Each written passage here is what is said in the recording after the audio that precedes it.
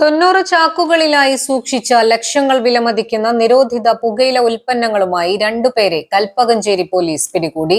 വളാഞ്ചേരി തിണ്ടലം സ്വദേശി തെറ്റപ്പറമ്പിൽ മുഹമ്മദ് ഹനീഫ, തലപ്പാറ സ്വദേശി മാലക്കോത്ത് സുലൈമാൻ എന്നിവരാണ് പോലീസ് പിടിയിലായത്.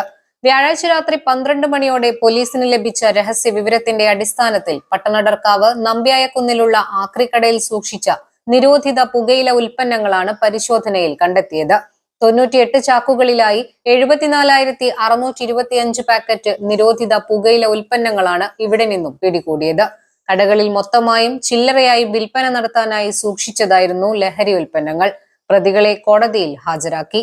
Kalpakanchery CI CK Rajesh, SI CK Raghavan, ASIമാരായ Deepak, Ramachandran, CPO Praveen എന്നിവരാണ് സംഘത്തിൽ ഉണ്ടായിരുന്നത്. News desk 3 Max Live.